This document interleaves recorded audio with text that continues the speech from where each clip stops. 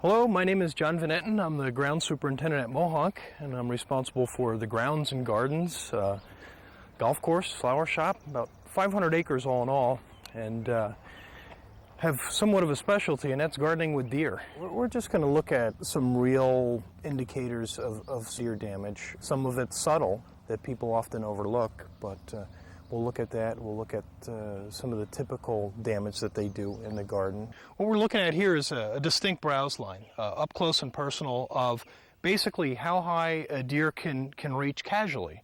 They'll go through and just kind of browse as they walk, and they'll create this defined line, again indicative of heavy deer population. A lot of times these are very subtle things. It looks like as the tree is developing a canopy, it gradually loses some of its lower branches, but this is a whole new evolution process. Where that deer is, you can see the browsed leaves of a choke cherry and even a witch hazel off to the left. You can see the fruits, the capsules on that. And the deer will browse that, and that's also indicative when you see browse on witch hazel that the deer have really reduced their food source because it's not high in nutritional value. It's not a preferred food. The other thing that one should know is that deer can stand on their hind legs and feed as well, but this is just a casual browse line. As the deer increase in population, they then would have to go to the next level. So there's even a higher browse line. It's kind of rare to see that, but it does occur, and that's when deer reach their highest potential by standing on their back legs.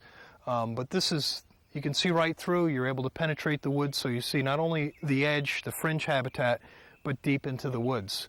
So we see a browse line distinctly in the woods, but also you'll see it in the garden. Even on this structure here, that magical 4-foot line that they browse to, they were browsing all this growth here, again, that rip, the tear. You pan over to the other post, you can see there's an established browse line even on this arbor. Deer damage, it's very obvious. It's never a clean cut. It's always ripped. The reason it's ripped is because of how the teeth are arranged in their mouth. They do not have top front teeth. They have lower front teeth, and they have a kind of a thick cartilage pad. So whenever they bite, they're going to rip. If you get a clean cut, typically it's either a rabbit or a woodchuck. But it'll be clean. It won't be this ragged. This is very ragged.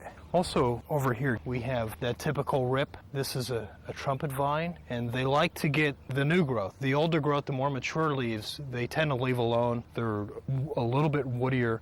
But see right in here, it's a browsing opportunity, very ragged. Again, not a clean cut. You can even see where the orientation of the teeth were, how they turn their head to browse it, and because they'll close their eyes and kind of get in so they don't poke themselves.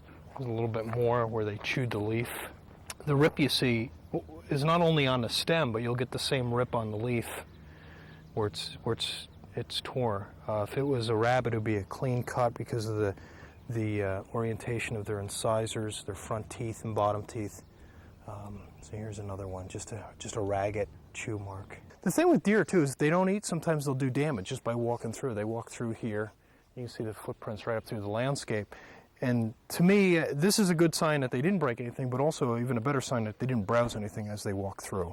A lot of times in the garden, they'll come in quick. They'll eat a lot in a short period of time and leave, go someplace where they feel secure, and then they digest all the food. Typically, their mode of action is all the new growth because the tips are succulent, they're not woody. This time of the year, it's much easier, the bacteria in their stomach, to digest herbaceous versus woody. So their opportunity is all the new growth. So say on this particular plant, if you wanted to spray it, you wouldn't have to soak it so it runs off. You could just hit all the terminal growth because that's the most susceptible to browse damage.